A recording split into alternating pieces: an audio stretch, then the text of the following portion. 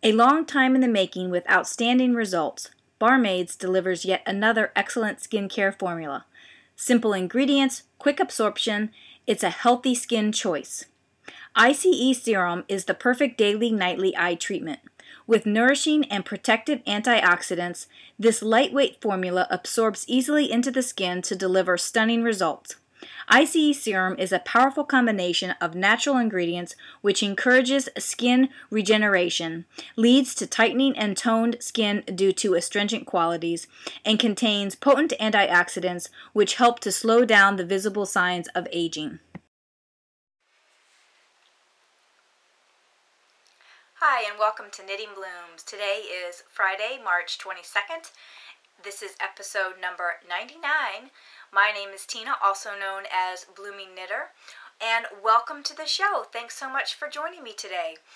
I always like it when the audio podcasters tell you to pull up a comfy chair and you're knitting and grab your favorite beverage or whatever.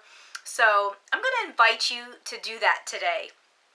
I always feel when they say that at the beginning of their show, I always feel like it's just a cozy little thing. You grab your knitting, get your favorite beverage, coffee, tea, or whatever, and you just sit there and listen. Now, I never do, but it just gives me that cozy feeling, so I like it. You may have noticed that I have a bit of a different setup here today. I'm still in front of my cabinets. They have not moved, but the rest of the furniture in the basement has moved. I rearranged the furniture earlier this week because all the donations and everything for Knittopia was starting to grow a little bit too much where I had it. I had it in our exercise, over here on this side of the room, we have our exercise area with our treadmill and everything. And I had set up a 6-foot table, and I had stacked the boxes on it. I was going to use the table to kind of organize things. Well, Steve came down, I think it was Monday or Tuesday, and he was struggling with the fact that the table and all the boxes were in the exercise area, and he didn't have enough room to do his workout. I was on the treadmill, and he was a little frustrated because of the limited space. So I rearranged the basement and put everything on that side of the room, right next to the furnace. And that meant that I had to move the chair and the table that were over there, and I had to move the couch a little bit. So, needless to say, my chair that I sit in is over across the room over there, and the couch is on this side of the room. So I just turned the couch around a little bit so that I can sit on the couch while I talk to you. I know that limits your view of my cabinets behind me, but I think that we can deal with it for a few weeks until Knittopia, because this is how the furniture is going to be set up for a few weeks. So sorry if I limit your view of my yarn, but it had to be done in order to make life a little bit livable for us while we're kind of compacted in this area. This week has been quite a balancing act for me. I have been trying to find a balance between knitting and exercise and daily life and preparing for Knittopia. And let me tell you, it's hard. It's hard to do all of those things and still have time in the day. I mean, because first of all, exercise can take between an hour and a half to 2 hours just by itself, and I can't really do anything else while I'm exercising. So it has been a struggle to try and find a way to fit everything into my life that I want to fit into it. And especially leading up to Knittopia, it's hard to do that, But I need to find a way to do that because I like to knit. In the last few weeks, I have not done very much knitting at all. And it was starting to get to me that I haven't done that, and I've wanted to knit. I've wanted to have progress on my projects. But because I've been spending so much time exercising and trying to do 30 and 40,000 steps every day, it takes a long time to do that. And I just came to the realization that it's not realistic for me to do this long term, to exercise to this extent long term. And I needed to find a way to have exercise in my daily life, but not to the extreme that I have been taking it. So I have still been doing my about 90 minutes of walk, run, or run, walk, or whatever on the treadmill in the morning, trying to get that out of the way in the morning. But I haven't focused so much on getting an additional 15 or 20,000 steps throughout the day. And that has saved me a lot of time, because trying to do, even 10,000 steps on top of my regular workout is hard, because I set a timer throughout the day, and I just, every 20 minutes or 30 minutes, I would get up and walk for a bit. But I have been trying to pull back a little bit and not focus on exercise so much, and trying to focus more on creating a balance, to have all of the things in my life that I want to include in my life. Sammy might be moving the camera, I'm not sure. Come here, Sammy. So I've been trying to do that, and so far I'm doing okay with it. I just need to figure out a way that I can do this, because I think one of the reasons why I put on the weight after I lost it 2 years ago was because I went from one extreme to the other. I wasn't working out, I had gained a bunch of weight, and then I said, enough is enough. I started working out. I was doing this extreme workouts, just like I'm doing now, where I'm working out, 2 and 3 hours a day, or spending at least that amount of time trying to get in steps or burn calories. And then I think after I did all of that and I lost the weight, I was so burnt out from doing so much exercise that I didn't do any. I could not stick to a regular program, because during the time I was on my weight loss program, I was at one extreme. And then when I stopped the weight loss program and I had reached what I thought was my goal, I basically stopped working out. Because I wasn't wanting to do 2 and 3 hours a day, there was no need for it. So I didn't have that routine of, okay, I'm going to work out for an hour every single day or what have you. So this time I'm trying to work out in a fashion, or I'm trying to adjust to that workout in a fashion where I'm going to be doing this for the rest of my life. And it's going to take me a while to make this adjustment, because it has been one extreme to the other. But I think that with, some dedication, I will get to that point. And I want to get back to doing more knitting. And the only way to do that is to reduce my exercise. So that's what I've been doing this week, and will be doing for the next coming weeks, trying to balance my life a little bit better. Another thing that I have been doing this week is catching up on podcasts. And I was really, really far behind, because I haven't been knitting much in the last couple weeks. Well, I haven't been watching podcasts very much for the past few weeks either. And I have been working hard to get caught up on them. And normally when I'm this far behind, and for some podcasts, I have podcasts back from like Valentine's Day, so over a month old. And normally what I would do is I would just mark all of the podcasts as watched and then just move forward from current. But I feel like I miss out on information by doing that, so I haven't been doing that, and I've wanted to catch up with everybody.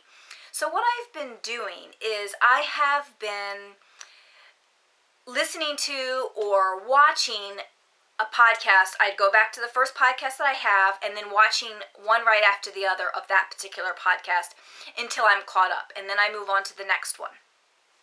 And this has been working for me because normally what I used to do, if I wasn't marking them all as read, I would watch them in order of how they were posted. And if I was a couple weeks behind, I was never getting caught up on any one podcast because I was always behind. So by listening to one podcast, all the current episodes or all the episodes that I haven't watched, I have been catching up on certain podcasts. I'm still behind on others, but I will eventually get caught up on them. So I'm liking this a little bit better rather than marking things as watched because I'm so far behind. At least this way I can still get the information. And I have caught up on most of my favorite audio podcasts. I still have a few to watch or a few to listen to. And on my video podcast, I have watched a number of them. But again, I still am behind on a few. So I'm just working on getting caught up on those.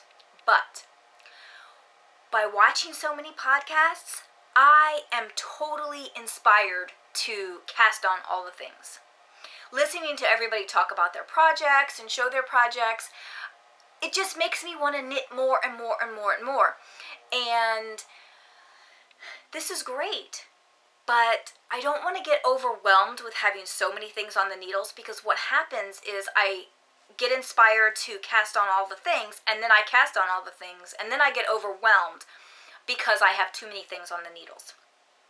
So what I'm really trying to do is still work on my current projects and possibly cast on one new project, but I'm just afraid that if I cast on a new project that the old projects will not get finished. And I really want to get the Even Star done before Knittopia, and I'm just afraid that if I cast on a new project, I will just be so excited about that new project and I will spend all of my knitting time on that one project. So I'm really putting off starting the new projects until I finish some of the ones I've got on the needles that I need to get done for Knittopia. Okay, so let's get on with the knitting. I do have knitting to show you today.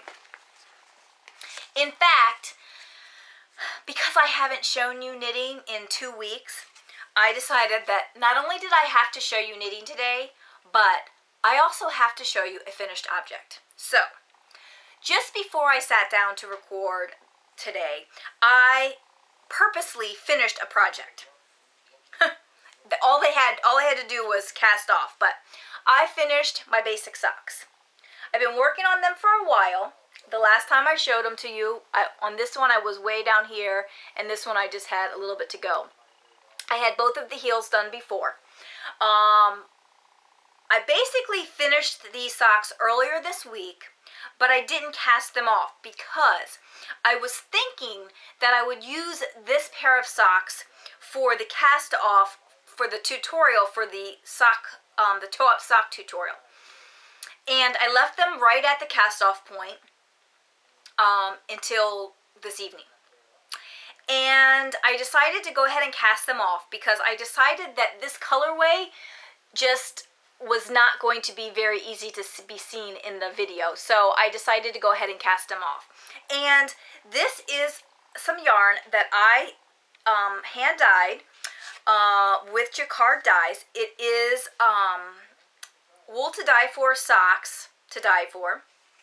It's a merino superwash.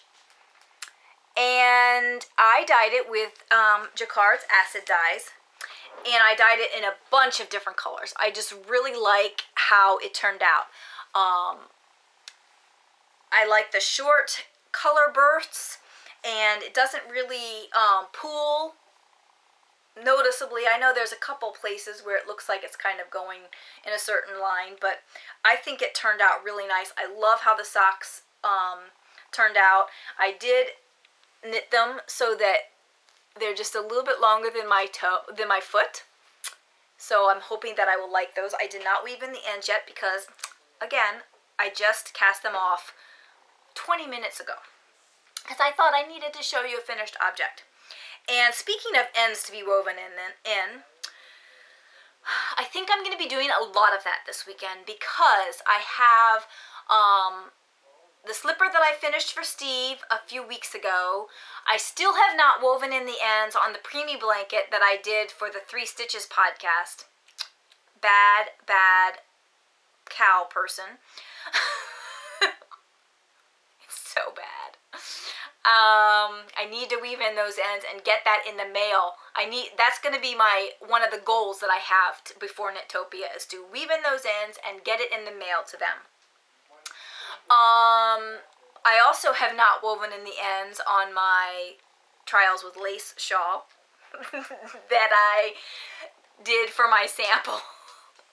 Yes, I have pictures and everything, but I just tucked those ends in underneath the shawl when I took the pictures, so I still have to weave those ends, which means I haven't worn the shawl because the ends are not woven in. I also have the ends to weave in on my self-stripey socks that I had started for Diane of the Knittables podcast, her stripey sock knit along. I still have the ends to weave in on the second halyard shawl that I'm going to put up for auction at Knittopia. And I think that's it. That's way too much as it is, but I think that's it. I have all this stuff in one big knitting bag that I've been saying, I need to do it. It's been sitting next to me on the couch for 2 weeks, and I haven't done it. So that's going to be a main focus for this weekend, is to get some ends woven in and get that completed. Anyway, back to these socks. I have quite a bit of yarn left over from these socks. So I'm planning on knitting a bunch of preemie hats. And I don't know, I can't remember if Knitting Brooklyn is collecting the hats or if we're just supposed to donate them. I just listened to one of her podcasts today. I think I don't think she's recorded in a while, but I listened, I think it was like 2 or 3 weeks ago that I listened to, and she did mention it, and she said that there's been stuff posted in the group, but it doesn't sound like things are being mailed. Sammy's having a little sneezing fit over there. It doesn't sound like they're being mailed, so I have to double check all of that. I have to go into her group and check that out. So that is a finished object. Done. Well, not done except for the ends. Okay, moving on. The next whip I'm going to show you, or the first whip, sorry, runaway yarn. The first whip I'm going to show you is my Even Star. And this is coming right along. I have not done as much as I wanted to on this week because my boss has been hanging out in the office, which really sucks because this project I can't really work on when he's there, because when he's in the office, if he says, I need this, I need to stop whatever I'm doing right that second and do it. And because we've got beads and lace and no lifelines, I do not want to be picking up and putting this down quickly and not paying attention to what I'm doing. So when he's in the office, I don't work on this project. Which means I haven't done that much on it this week. I think I only did 2 repeats this week. Maybe 4. I can't remember. I think I have 26 repeats done right now.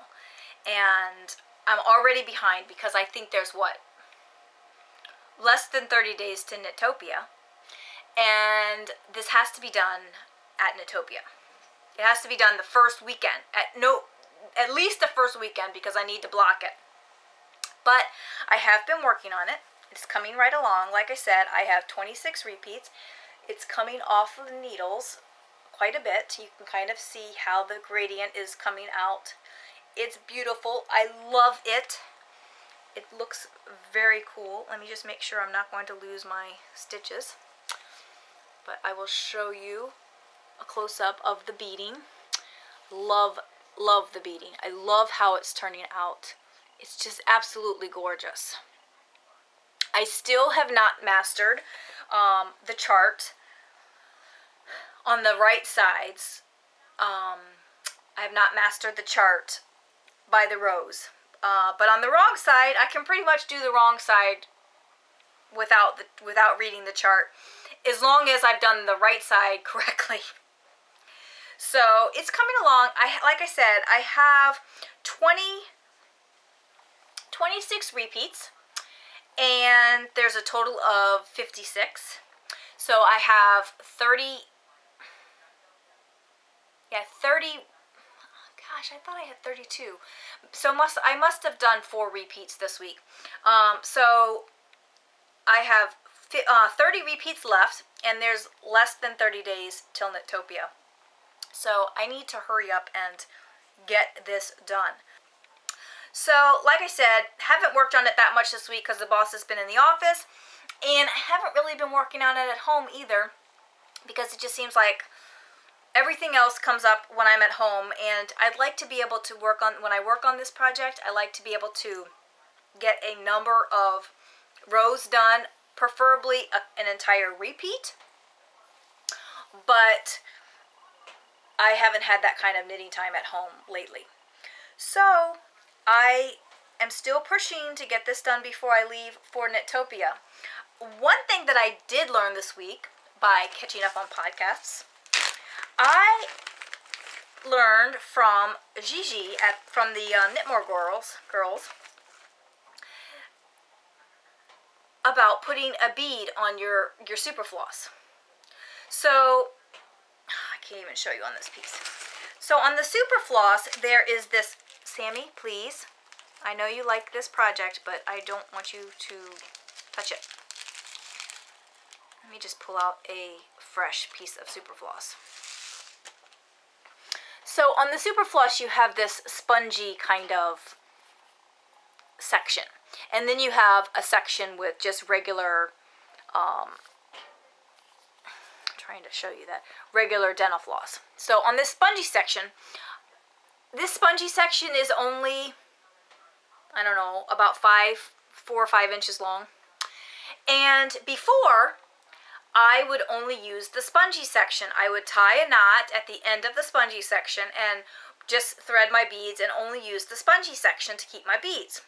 Well, while listening to the Knit Girls, I don't know if they were talking specifically about doing beading or what, but Gigi mentioned that she will tie a bead into the floss at one end to keep the beads from falling off. So that's exactly what I did. I tied a bead right into, it's kind of hard to show this to you. I tied a bead right into the floss. Let's see if I can push this up a bit. I just loaded up my floss with beads. But I tied a bead right in there. So now I can string a whole bunch of beads on my floss, not just in that spongy section, which is awesome because then I can do, you know, I don't know, couple repeats before I have to reload my floss with beads. So that was a really, really cool tip that I learned this week by catching up on podcast. Who knew you could learn so much? So I love that that I learned that, because now I don't have to load up my beads as often. I am almost done with my first container of beads, so I'm going to kind of play it by ear, but I may have to be ordering some more because I only have that many left of the beads in this first jar. Now, understand that a few of them escaped me, either while trying to load up my super floss, or they jumped off the needle after I put them on, or jumped off the stitch after I put them on and kind of disappeared. But I think I might run out, because I only had 2 jars. And I think, I don't know, I might have enough. Who knows? I'll wait till I get closer, because I know that the Bead Wrangler is really quick on shipping. So if I look like I'm going to run out I can always order them and I'll have them in 2 or 3 days. So that is the Even Star. It's coming along. Okay, I've got one more whip to show you today. And it is the other basic socks that I'm working on. These are the basic socks that I've been working on for the tutorial that I'm currently doing. I did the toe, and I also, today, you're going to see the heel. And now I'm working up the leg. And here's the second sock, which isn't too far along. I just did this toe today. Normally, I like to do both socks at the same time, concurrently, on 2 separate needles, but at the same time. But with the fact that I haven't had very much knitting time lately, I haven't sat down to knit this toe. Usually I can do stockinette, like I can work on the foot and the leg and just do plain stockinette while I do some walking, but I can't really do a toe while I'm walking. So I had not taken the time to sit down and just do the toe. Today I finally did, and I can now start working up the foot. I think I have all my increases that I need. But yeah, I usually, like I said, I usually do both at the same time, you know, do the toe, each of the toes, and then work up the feet, and then do the short row heel. But because I knew I needed to get the short row heel done for the tutorial, I just hurried up and did the one, and then started working up the leg because I want to hurry up and get to the top so that I can do the next tutorial.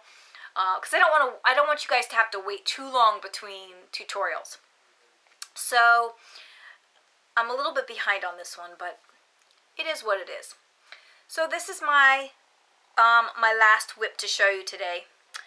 It's just a plain stockinette sock, but it's a sock, and which is another reason why I want to cast on a new project, because I've got plain stockinette socks and Even Star. And I work on the slippers too, but I haven't been doing that. But it's either plain stockinette or beading.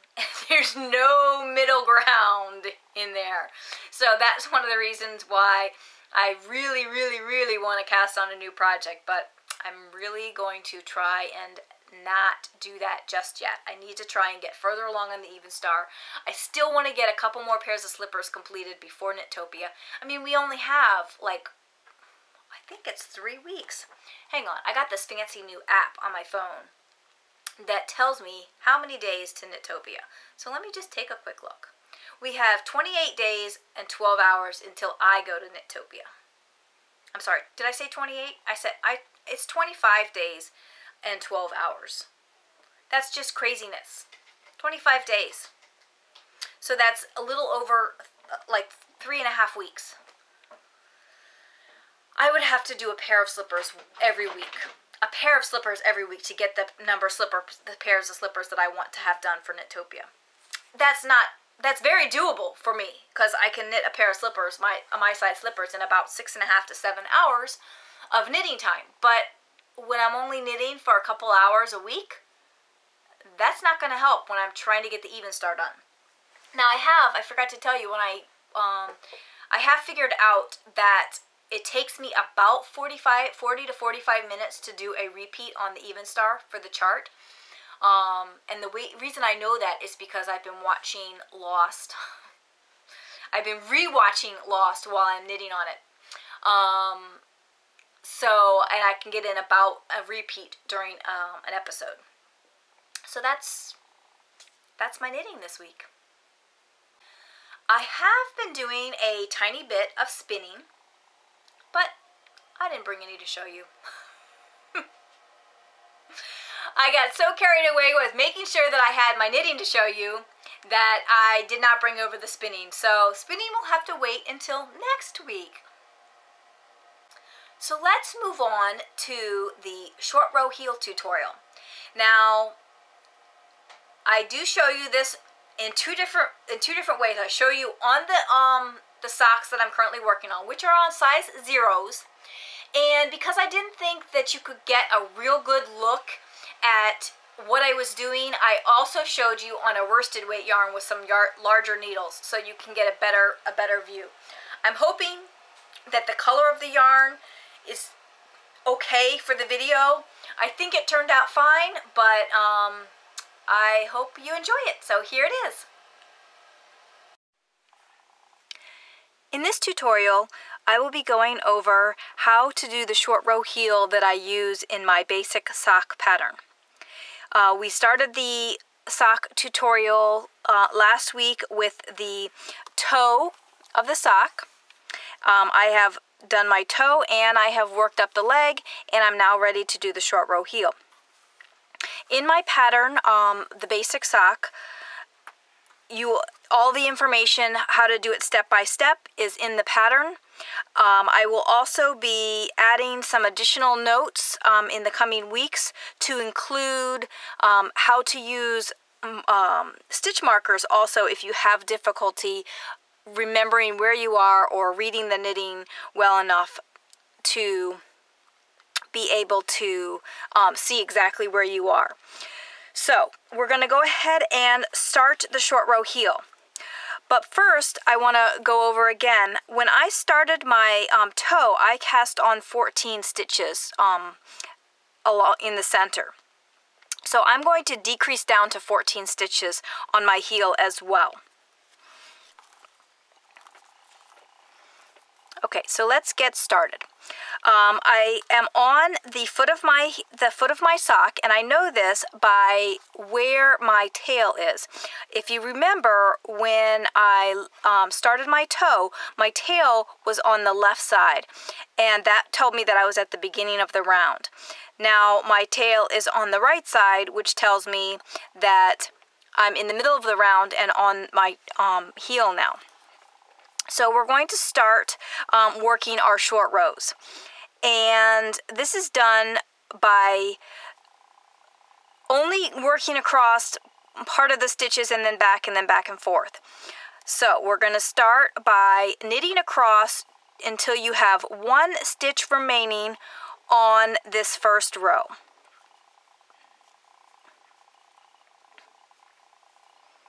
Each time you knit across or purl across, you're going to be decreasing the number of stitches that are in the center of the sock, and we're going to again decrease down until we get to 14 stitches in the center.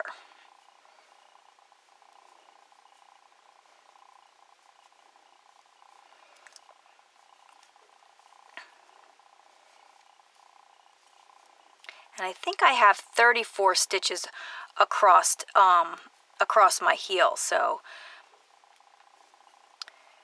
it takes me a couple of minutes to get to the other side.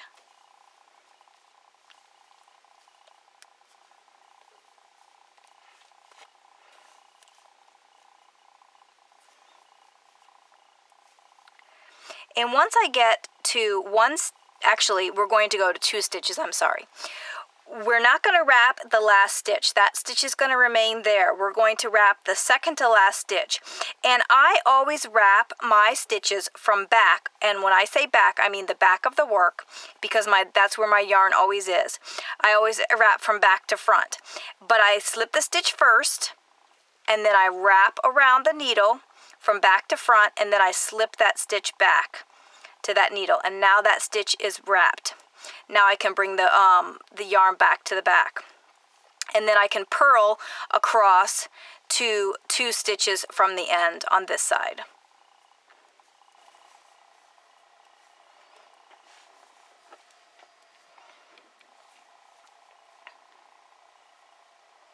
Okay, I'm now 2 stitches from the end, and I'm going to wrap the next stitch. I'm going to slip it. I have my yarn in the back of my work. I'm going to slip the stitch. I'm going to wrap it, and I'm going to slip it back, and then I bring my yarn back to the back of the work, and then turn. And now we're going to work to 1 stitch before the wrapped stitch. You see that little bar that's across there? We're going to work until we get to 1 stitch before, so we're going to wrap the next stitch next to it. So we want to have 3 stitches on the left needle.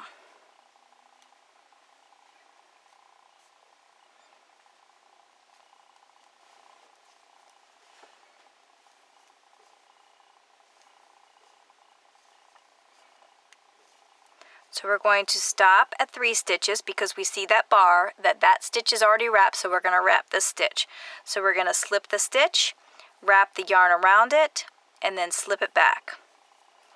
And then move it back to the back of the work and turn.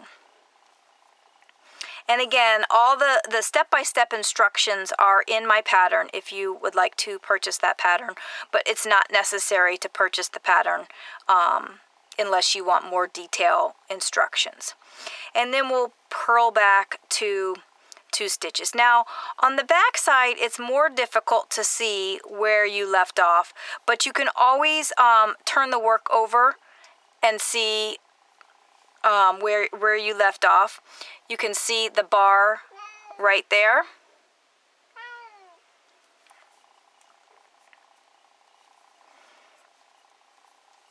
So we're going to work till 3 stitches. And like I said, I'm going to update the pattern in the coming weeks to include where you would use stitch markers, where you would place them, where you would remove them, and what have you, if it makes it easier for you to be able to do a short row heel using the stitch markers.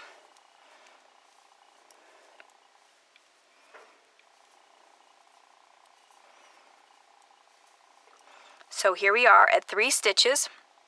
I'm going to wrap the next stitch. Always wrapping the stitch the same way each and every time. This is what's going to make it make your heel look consistent down the side. And then we knit back over to 4 stitches. And you just continue in this manner until you have 14 stitches, or in your case, whatever however many stitches you want between your wraps. I usually go the same number of stitches that I cast on for my toe, but if you like a narrower heel, you can do that, or if you like a more square heel, you can cast on or decrease down to more stitches. You just have to know, I go based on how many I cast on because I know that my toe and my heel will be about the same depth if I do that. If you decide you want to have a different depth of a heel, then you may have to adjust how long you knit your foot before you start doing your heel. So here's the next stitch that we're going to wrap. We're going to slip it, wrap from the back to the front, slip it back, and then move the yarn back to the back. And then purl across until we have 4 stitches left.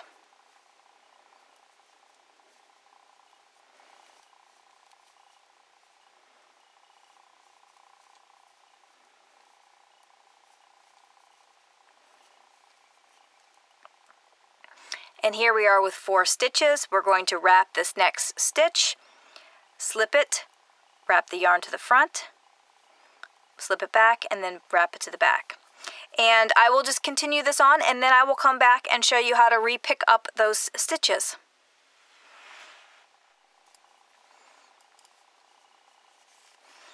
Okay, I've created this larger piece just so that you can see these wraps a little bit easier. You'll see here I've already wrapped a few of the stitches, and you can see that there's a bar around each of those, and that my next stitch to wrap is going to be right here. This stitch right here has not been wrapped. You see that one has been wrapped with the bar right there. So I will show you with this larger sample.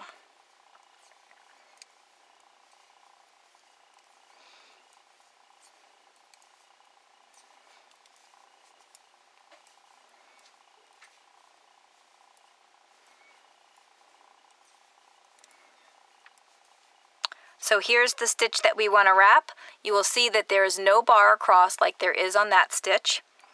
And again, we're going to wrap from back to front and then move it back.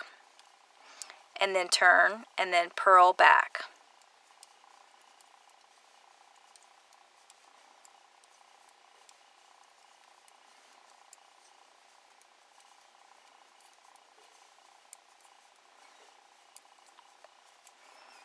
And if you look at the front of this work, that stitch right there has a bar on it, but this stitch does not have a bar on it. So that's the stitch I'm going to wrap. And move it back. And that's all there is to it, to wrapping the stitches. So you see all the bars all the way down.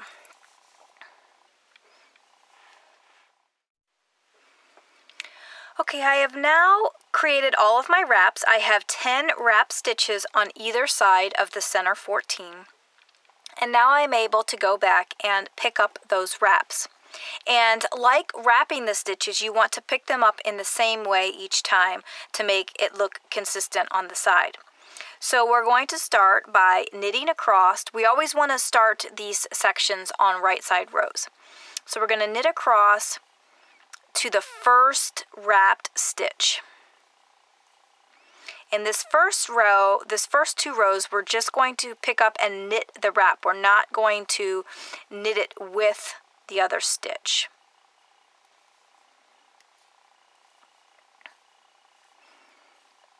And this may be something different than what you've seen with other short rows.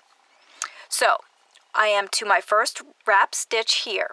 Okay, here's my wrap around my stitch. I'm going to pick it up from back to front, and I'm going to knit it through the back loop.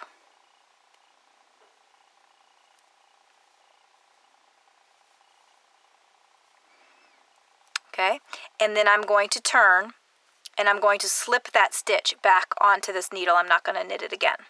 And then I'm going to purl across to the first wrapped stitch.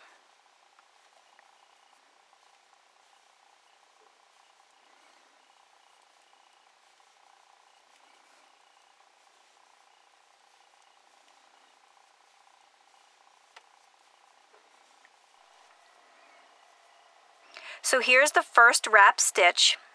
If we look at it from the front, you can see the wrap around the stitch. And we're going to work it the same way. We're going to pick it up from the front and place it on the needle. Okay, so we're going to pick it up from the front and place it on the needle, and then we're going to purl it as normal and turn. And then you're going to slip that stitch back, and I don't think I slip it, I think I just slip it as if I'm going to knit it. I don't think I have a specific way that I do that. And then we're going to knit across back to where we did that first, picked up that first wrap.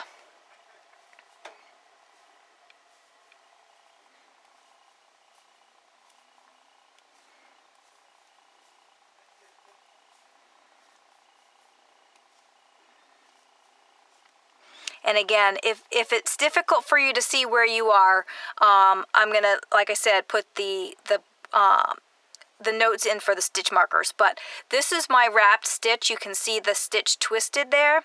So what I'm going to do is I'm going to slip knit this stitch and the stitch that wrap was around. And I'm going to knit them together. And then I'm going to pick up the next the next wrap stitch, which is here, and I'm going to knit that stitch to the back loop, and then I'm going to turn, and I'm going to slip that stitch as if to purl, and I'm going to purl across to where we wrapped the stitch, the first stitch on this other side.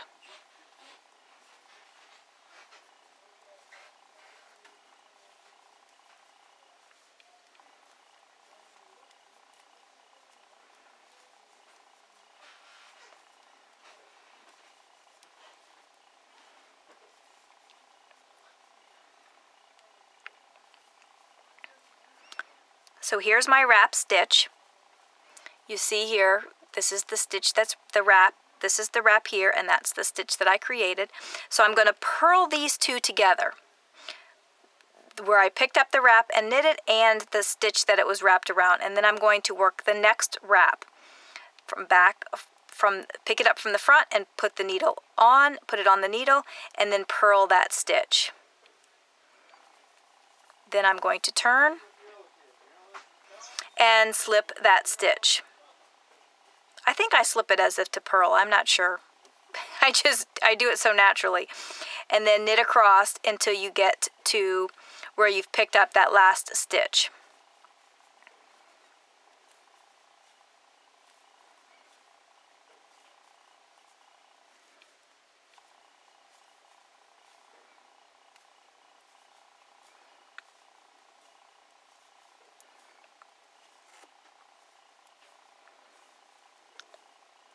And you should be able to see it because you have the twist right there.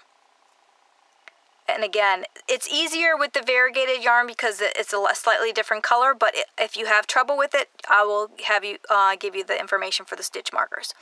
And then I'm going to slip, slip, knit these two together. And then I'm going to work the next wrapped stitch.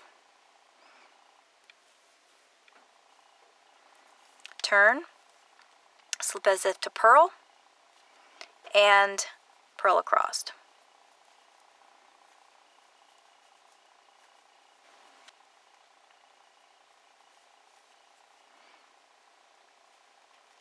Okay, here's our twisted stitch. Right here is the wrap and the stitch that we created. We're going to purl those two together. And then you're going to pick up the next wrap.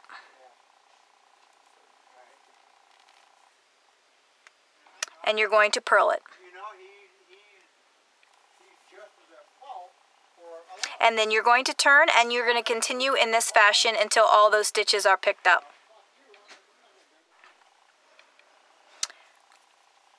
Okay, so I'm going to show you those steps again on this larger size swatch, just so it's easier for you to see.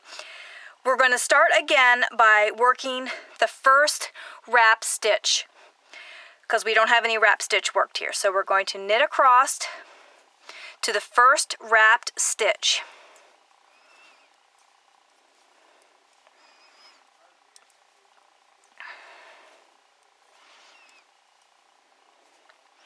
And we're going to work that wrap stitch. We're going to slip underneath the stitch and we're going to knit it through the back loop, and then we're going to turn and we're going to slip that stitch, and then we're going to purl across to the first wrap stitch,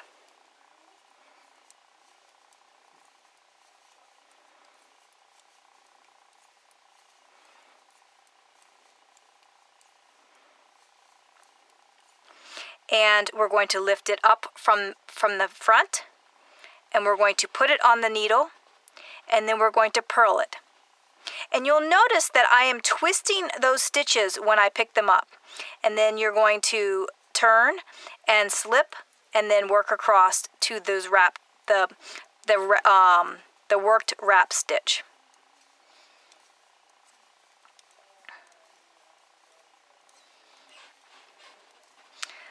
So here's the worked wrap stitch. Oops, sorry. Here's the worked wrap stitch. You'll see that you have a little bit of a twist there. So that tells us that that's the stitch that we just wrapped, or we just picked up and worked. And we're going to slip, slip, knit these. And then we're going to work the next wrap. And we're going to knit it through the back loop and turn. And then we're going to purl across, slip the first stitch and then purl across.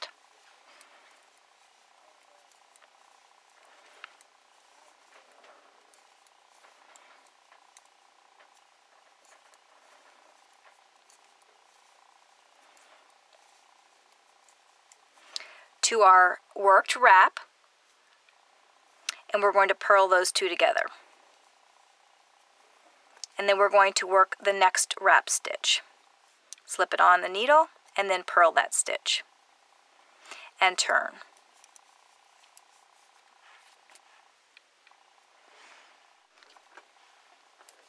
I'm going to go ahead and continue working these stitches just so that you can watch and see how I do this. I won't be adding any commentary. I will just have a bit of music so you can watch while I continue to work all of these stitches.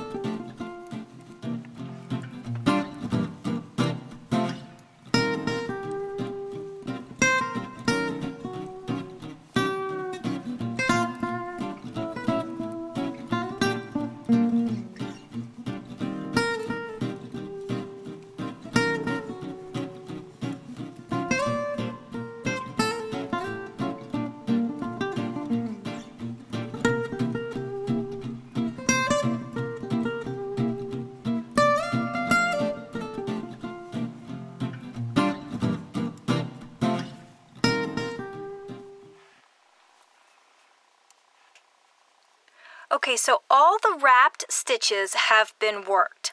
Now we're going to do the next part where you're going to work up to these last stitches that were not wrapped. One thing that I failed to mention before was when you're wrapping your stitches, you want to have a fairly snug wrap, but not too snug. And also, when you're picking up those stitches, you want to make sure that you pull your yarn tight. So my wraps have all been picked up. This is the last wrap that I picked up that's going to be knit together or slip knit with this other one. Actually, this side is going to be a purl with this stitch.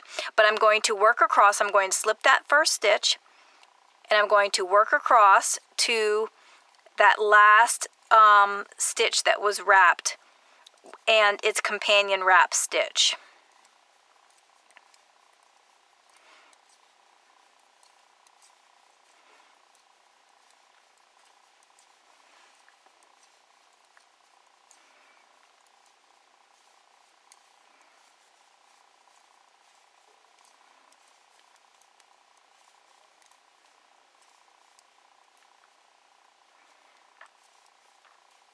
So here's the companion wrap and the stitch that it was wrapped around. Here's the wrap. And I'm going to do a slip knit.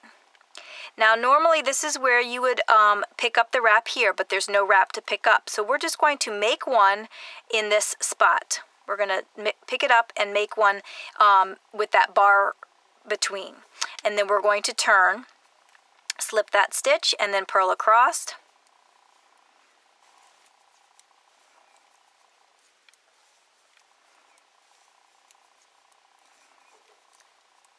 Here is the last wrap, the companion stitch, and the stitch that it wrapped around. Purl those two together, and then pick up the stitch and purl it. That we're picking up we're just making one between the last stitch and the second to last stitch. Now we are ready to start working in the round again. We do still have 2 extra stitches. The 2 stitches that we just picked up, we did the 2 make ones. So what we're going to need to do when we work this next round is to decrease those stitches out. So we're going to slip this stitch and we're going to work to the last 2 stitches. In this case, it's the make one and the last stitch on the heel.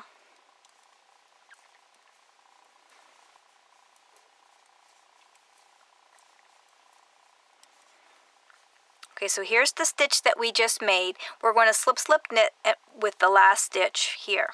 And then now we have no stitches on the left needle, and we're going to continue working in the round. This is just a sample, so I don't really have much on this side, but we're just going to continue working in the round. One round on the top. If you are doing a pattern on the top of your foot, you will need to make sure that you continue in pattern on the top of your foot.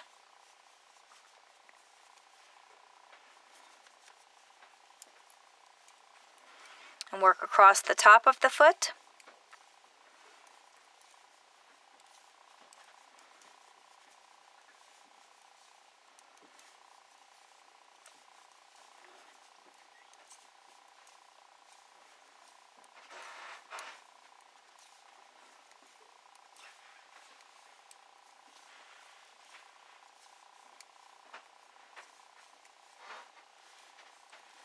And then when you get back to the bottom, you're going to knit 2 together those first 2 stitches. This is the last stitch on in the round and the one that we made. So we're going to just knit those 2 stitches together, being sure that we pull snug on that stitch and then knit all the way across.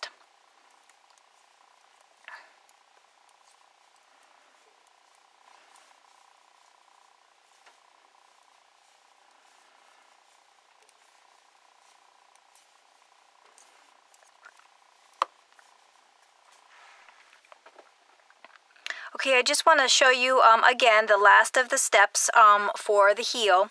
I have one more wrap to pick up and then also the last stitch. So I'm just going to work through these stitches so you can see with the actual working sock.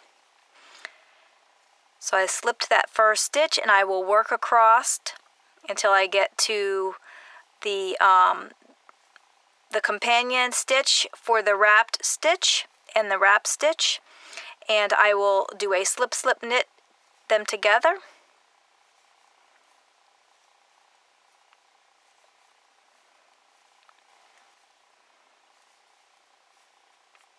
So here's my 2 stitches. This is my wrap and my wrapped stitch. Do a slip slip knit them together. Pick up that last wrap, knit it through the back loop,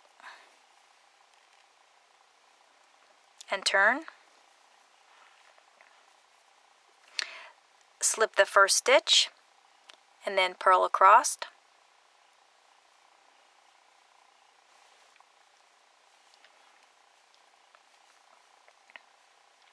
Okay, here I am with my last, with my companion stitch and my wrapped stitch.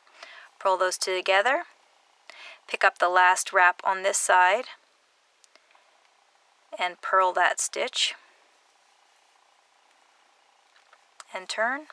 Now all my wraps have been picked up, and now I move on to the next step where I am going to do a make one at the end. So I will slip one and then knit across.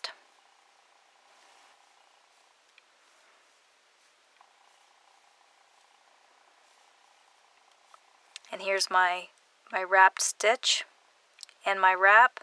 I'll do a slip slip knit here. Oopsie. Didn't quite get that stitch.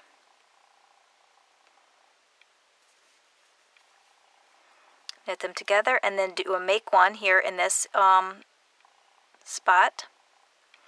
Knit it through the back loop, always making sure to twist your stitch. If you don't twist it, you will get holes. And then I'll slip one and then go all the way back with the purl.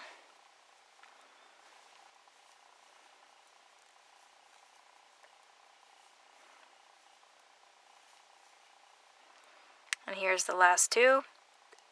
The companion stitch with the wrapped stitch, purl them together, and then make one here via purl, and turn. And now we are ready to start working in the round again. We're going to slip that first stitch, knit across,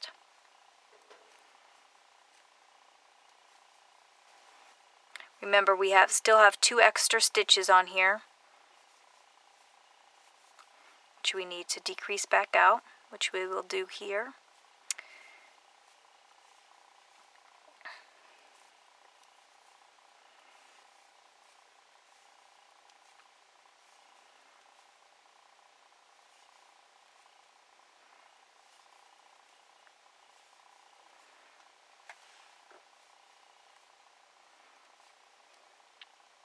Once you get to the last 2 stitches, the make one that you did in the previous round and the last stitch, and we're going to slip slip knit them together.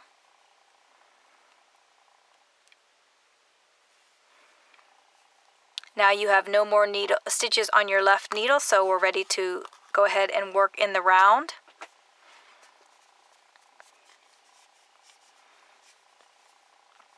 We'll work across the top of the foot. I do not have a pattern on the top of my foot, so I'm just going to do stockinette. If you have chosen to do a pattern on the top of your foot, make sure that you're working in pattern as you work across these stitches.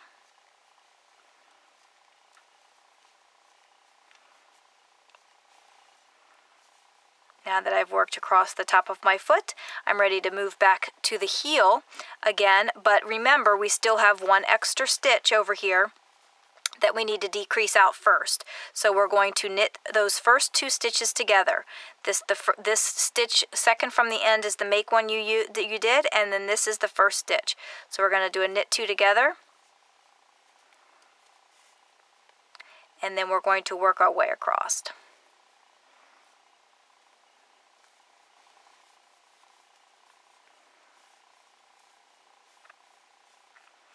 And now you will find that you have the same number of stitches on the bottom of the foot as you do on the top, and you're ready to continue working the leg. Now, one thing I can mention is that if you like the short row heel technique, but it's a little bit too snug, maybe you have a high arch on your foot and it's a little bit too snug around your foot, you can always increase the number of stitches for the heel by taking a few from the front of the foot. Just move it to that back needle while you're working those stitches, and that'll allow a little bit more of a deeper heel for you, which will give you some more room. It's worth a try. You can take 2, 3, 4, whatever stitches. I wouldn't take more than maybe 5 stitches, depending on how many stitches you're using. I would say probably no more than 10% of the front. Yeah, I'm not real sure what percentage I would use, but I would probably, I think I have 34 stitches on here, and if I wanted to have a deeper heel, I would probably go up to 5 stitches to pull from the front to the back. But there you have it. There's the short row heel. You have no holes at all, which makes it really nice and snug. And now I will continue to work up the leg, and I will produce a tutorial in the coming weeks for a stretchy bind off for you. So that is the tutorial on the short row heel. I hope you enjoyed it, and if you have any questions, please feel free to contact me at bloomingknitter@gmail.com. Thanks. Bye. So that was a tutorial for the short row heel, and like I mentioned a little bit ago, I am going to work up the leg on my sock and then be able to show you the Jenny's Surprisingly Stretchy Bind Off. I am not going to do a tutorial for the cuff. So once you get your leg completed, go ahead and do some sort of ribbing of your choice. Sometimes I like to do 2x2 ribbing. Sometimes the socks that I just completed was a 3x1 ribbing. Sometimes I do 1x1. Just whatever strikes your fancy. You can do some little mock cables for your ribbing. Just let your mind go wild. So once you get done with your leg, do your ribbing, and then you can do the Jenny's Surprisingly Stretchy Bind Off with the next tutorial, which will probably be in 2 weeks. So stay tuned for that tutorial on the socks for the toe up. So let's move on to the Lolo bar drawing. This week we have a drawing for a free Lolo bar. And I closed out the thread already, and I drew the number, and it was lucky number 13, and that goes to Grandma Kathy from Massachusetts. So Kathy, please get in contact with me, and I will send over that coupon code so you can go to the Barmaid site and get your free Lolo bar. And I have to tell you, this morning, Steve came to me and said, "What is that Lolo bar thing that you put on?" Actually, he didn't say Lolo bar. He said, "What's that bar thing that you put on, that lotion stuff?" And I said, "Oh, it's the Lolo bar." I said, "Do you want to try it?" He had a dry patch on his thumb. I don't know why he has it, but he has a dry spot on his thumb. So he used my Lolo bar this morning. And I told him that I would get him some manly scent Lolo bars so that he can have something other than red clover or something girly smelly. But I went to the Barmaid site today, and they don't do their sample packs. They used to have it labeled as sample pack for floral or fruity or manly. Well, they don't do the sample packs like that anymore. So now, I don't know what fragrance to order for him. So, if you have ordered a manly kind of scent of the Lolo bar, can you recommend a fragrance for Steve? Because I am going to order him a Lolo bar so that he can have one. I probably will order him a full-size bar as well as a travel size, the to-go bar. But I just don't know what scent to order him, and I don't want to order a large bar only to find out that it's not the right scent. So let me know what manly scents what manly scents you have tried. And yeah. So again, Kathy, congratulations on winning the free Lolo bar this week. Next week's drawing is going to be for 2 Big Love samplers. So I will set up a thread. I meant to do it when I closed the other thread, but I got distracted with my socks, casting on my socks, or casting off my socks. So I forgot to do that. So I will try and do that later this evening so that it's all set for you when you see this episode. You can just go right in there and enter to win 2 samplers, 2 Big Love samplers for the Lolo bar. Now for the Knittopia talk. It's going to be quick, but I want to say that I have started to, not to pack, but to create my packing list. And every year I say to myself, I don't need to bring so many projects. I think last year and the year before, I think I had like 12 things on the needle, so I brought all my projects. And then projects that weren't even started. And I only touched maybe 3 or 4 of the projects that I brought. And so this year I kept telling myself, I don't need to bring that many projects. I'm not going to get that much knitting done. I mean, I could take a couple pairs of socks and that's it. I mean, I would get bored with just knitting stockinette socks. But I don't need 12 projects. But I've started my list. And I think one of the things is that by starting my packing list so early, things keep getting added to it. That is how I end up with a packed car when I go up there. Because I think, oh, I need to take this, and I need to take that, and I need to do this, and what if I want to work on this? The list is growing. I mean, I know I'm going to take my sock yarn blanket. I'm hoping to have a new sweater on the needles by then. I'm thinking about starting a new shawl. I want to do some charity hats and some preemie hats. There's too many things that I want to do. And I'm planning on taking them all. I think I had this big, huge bag that's called the stuff bag. And between my regular knitting bag that I take to work with me every day and the big stuff bag, I'm going to try, and I'm going to say try, to only take what will fit in those 2 bags. We'll see how successful I am. If you've been to Knittopia with me before, you know my craziness when I bring stuff. Anyway, that's all I have to say about that. So, I want to just mention quickly about the sponsors that I'm going to list this week. We have Westminster Fibers, Dragonfly Fibers, Inner Reef Books, Nomad Press, and Fishnets. And I have to tell you something. The one bad thing about receiving donations for an event like this is that it makes me want to buy stuff. Yeah. Now, when I buy stuff, most of the time, unless it's something that's been recommended to me from somebody else, the first place I go when I'm looking for something is I go to the list of Knittopia sponsors because I want to pay it back to them for sponsoring the event. And when I receive donations, I start making a list of things that I want to order. Colorways that people have sent for different yarns and whatnot. And let me tell you, the list is growing.